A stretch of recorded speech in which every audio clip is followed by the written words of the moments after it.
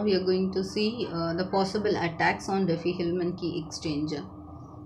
So what is Diffie-Hellman key exchange? We said first as a sender and the receiver we have to agree upon the two values, that is G and P. Then as a sender A, I will be generating a random number A. Then I will calculate a partial key, that is G power A mod P, and I will send it to the receiver B.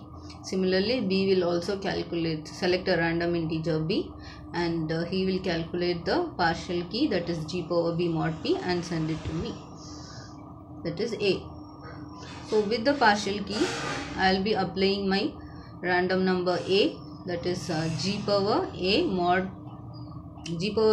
P power A mod P I will apply. So finally I will get G power AB mod P, that will be my common secret. The same thing will be done by B, and he will also calculate the same common secret, which will be used for the encryption and the decryption process of the messages whichever is communicated between A and B.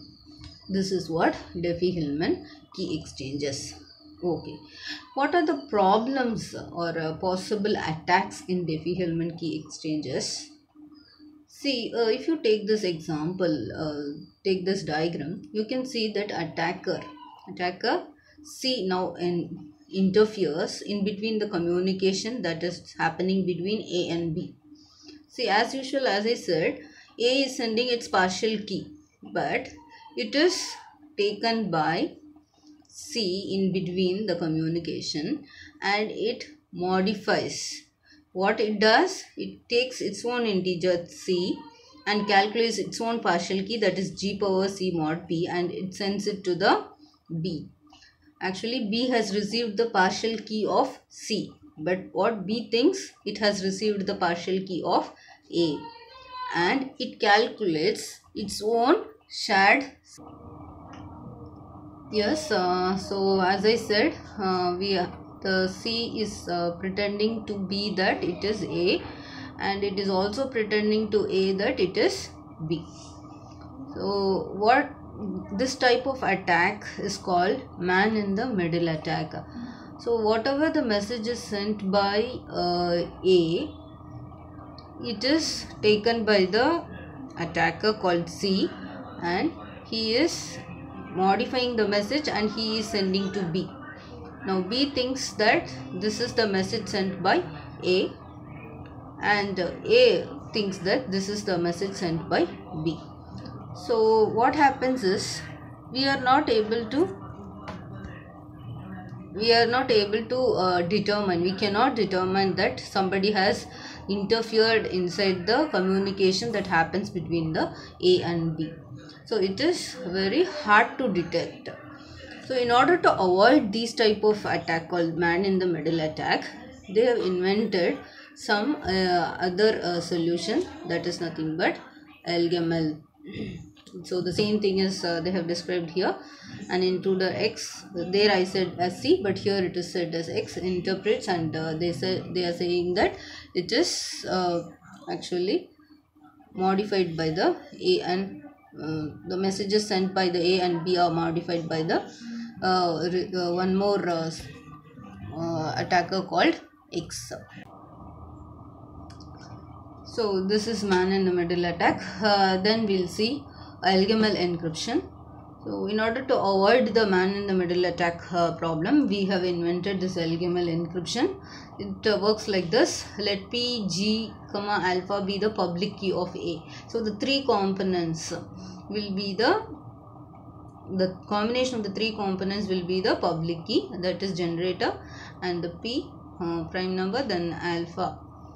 These three will be public key. To encrypt a message, that is M, which is less than P minus 1, to be sent to A, B should do the following. What are the things? That is, B chooses a random number R, which should be greater than 1 and less than P minus 1, such that R is relatively prime to P minus 1. And B computes, that is ciphertext 1. How to calculate the ciphertext 1 is said here. That is, C1 is equal to G power R mod P. What is D? Generator. R is nothing but the random number chosen by B, and mod P. P is already there in the already selected. Then this is C1, and B uses alpha from A's public key to compute C2. Again it calculates C2, that is nothing but C2 is equal to M into alpha power R mod P. What is this alpha? It is already there in the public key. From there it takes. M is nothing but the message. So with this it calculates the ciphertext. What is ciphertext? The components of two things. That is nothing, combination of two things, that is C1 and the C2.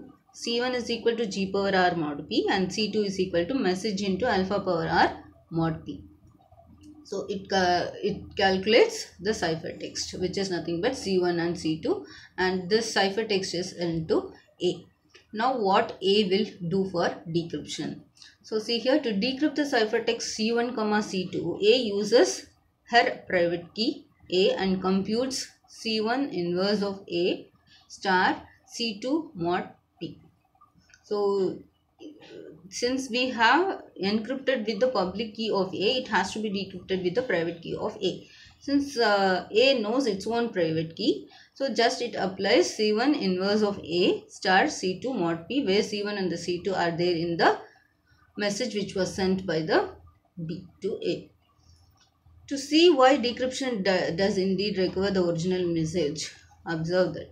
That's all. This is the procedure. These are the steps involved in finding the C1 inverse of A into C2 mod P, and finally we will be getting the message, that is M, after the decryption.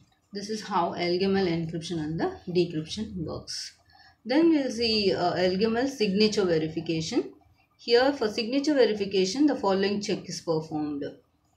As we said, what is signature? It is nothing but signed document with the public key and the private keys of the sender and the receiver, and it is a combination of also two things, hashing and encryption is a signature. So alpha power R star x power y mod P, whatever the value you are getting by doing this, by solving this equation, should be equal to G power h of M mod P. If both these values are same, then this is the verification, signature verification. So we can check whether it has been sent by the particular, that is source, or authorized source or not. So before sending, I have to calculate the hash on the message, and I will be sending the hashed value after the encryption appended with the message. So after getting the message, the receiver will calculate the first he will decrypt the message and he will get the hashed value of message. Then he will calculate the hash of the message, and if the both are same, then he will come to know whether it is same or not. And this is the signature verification formula. So with this we are completing this module, that is module 2. Hope you would have understand. If you have any queries, you can call me at any time and get clarified. Thank you. Bye bye.